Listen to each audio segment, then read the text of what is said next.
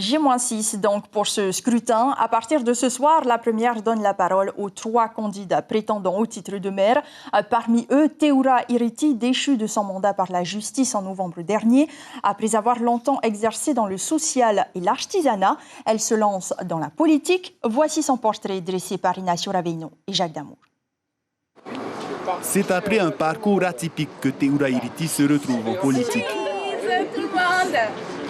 Beaucoup de dynamisme. Repérée par Gaston Floss en 2003, la native d'Aroué ne quittera plus le Tahouir Ahouir Attira. Arrivée selon ses propres mots après la période faste du parti Orange, elle préside aujourd'hui le groupe à l'Assemblée. Lorsque M. Gaston Floss m'a reçu, je lui ai dit « Ah non, surtout pas la politique, c'est pourri, c'est un monde pourri ». Et il m'a regardé, il m'a dit « Tu sais ce que ça veut dire la politique ?» Et je lui ai dit « Je t'écoute ». Et il me dit « C'est servir l'autre ».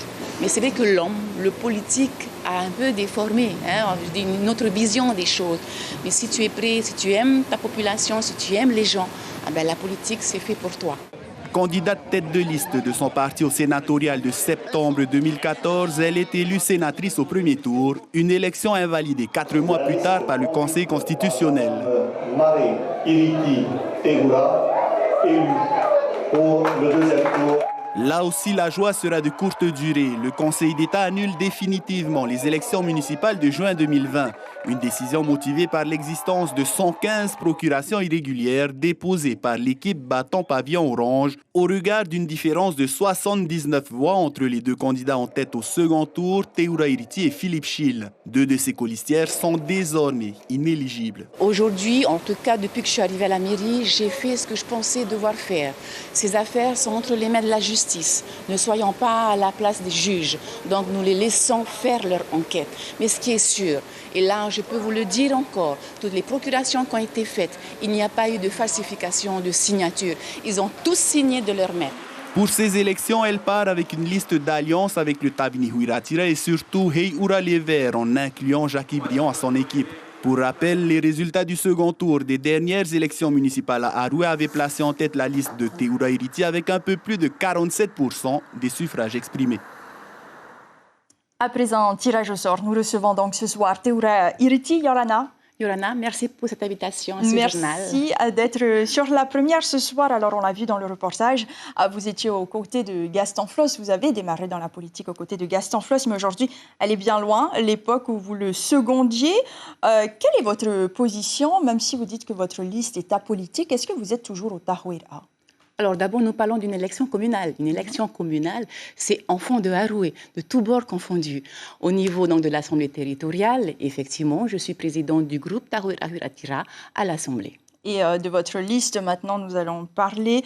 Elle comporte 8 nouveaux noms, dont Errol Bennett en 26e position, qui n'est autre que le mari de Yolande Bennett, qui est directement mise en cause dans l'affaire des procurations et qui attend d'être jugée. Est-ce que cela ne porte pas un coup à la crédibilité de votre liste? Du tout, nous sommes confiants, nous savons ce que nous avons fait. Je fais confiance en mes colistiers et en mes adjoints. D'ailleurs, nous l'avons prouvé pendant ces 16 mois écoulés. C'était que du bonheur puisque chacun a mis à profit ses compétences, ses connaissances et nous avons vu le résultat. Et aujourd'hui, vous souhaitez poursuivre le travail entamé, continuer ce travail, effectivement. Cette proximité avant tout, parce qu'un Tavana, c'est avant tout être proche de sa population et aimer sa population. Ensuite, comprendre ses attentes.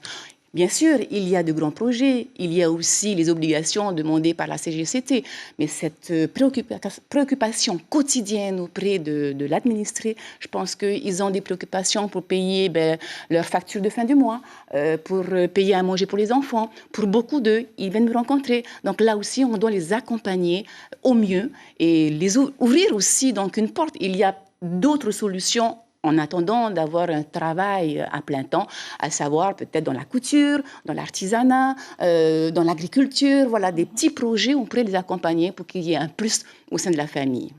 Pendant que vous étiez maire l'année dernière, vous receviez les administrés tous les mardis matins. Est-ce qu'aujourd'hui, vous avez bâti votre programme en fonction des retours que vous aviez des habitants? Nous avons plutôt conforté notre programme, puisque juste pour l'année 2021, j'ai reçu près de 500 administrés. Et dans ces demandes, bien sûr, il y a une demande d'emploi, il y a une demande de logement, Mais il y a aussi une demande de préoccupation de payer donc ces factures d'eau, factures d'électricité, parce qu'ils sont dans une situation très difficile. Il y a ces personnes âgées, nos aînés, qui très souvent se retrouvent tout seuls et qui ont besoin d'être assistés, d'être accompagnés ou qui aient des rencontres. Il y a aussi nos enfants qui, pendant les vacances scolaires, même s'il y a eu ce confinement ou ce Covid, il n'était pas question pour nous d'arrêter les actions, mais de faire autrement et donc d'innover pour qu'on puisse encore les accompagner et les recevoir. Et donc nous aurons les résultats très prochainement. Vous aurez l'occasion, Teoura Iriti, de défendre votre programme mercredi soir lors des débats télévisés, 19h30 en tahitien et 20h20 en français. Merci beaucoup pour votre présence. Les débats télévisés de mercredi soir seront animés par Hayata Buluk et Lucille Guichet-Tirao.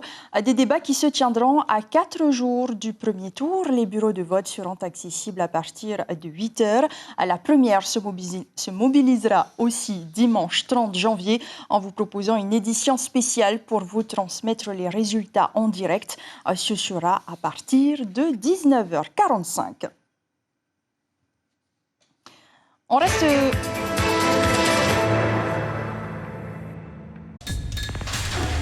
L'information en continu sur Polynésie la première, Internet et réseaux sociaux.